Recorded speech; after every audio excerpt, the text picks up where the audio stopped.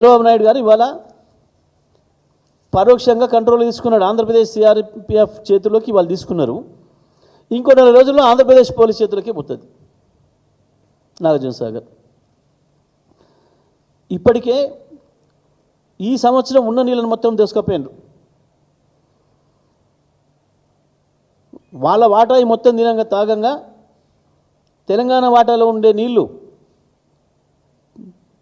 తెలంగాణ యాసంగి కావచ్చు, ఎండాకాలం మంచినీళ్ళ కొరకు కావచ్చు, హైదరాబాద్ మంచినీళ్ళు, రంగారెడ్డి, మహబూబ్ నగర్, నల్గొండ, ఖమ్మం జిల్లాల మంచినీళ్ళ కొరకు పెట్టుకున్న నీళ్లను దొంగతనంగా దోసుకపోయాడు. ఒక్క మాట మాట్లాడలే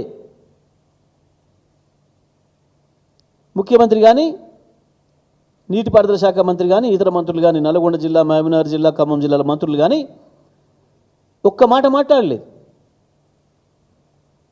ఎందుకో చంద్రబాబును చూసి వణుకుతున్నారు. చాలా ఆశ్చర్యంగా ఉంది. వాళ్ళ పార్టీ అధిష్టానాల కంటే ఎక్కువ చంద్రబాబుతో మంచిగా ఉండాలన్న ప్రయత్నం ఈ రాష్ట్ర ముఖ్యమంత్రి, మంత్రులు చేస్తున్నారు. చంద్రబాబు భయ మోడీతో మంచిగా ఉండాలని. చంద్రబాబు గారు దాన్ని వాడుకొని బ్రహ్మాండంగా తెలంగాణ వనరులు ఎట్లా దూసుకోపోవాలి, తెలంగాణ ఎట్లా ఇబ్బందులు పాలు చేయాలనే ప్రయత్నంలో వారి కార్యక్రమంలో వారు బిజీగా ఉన్నారు.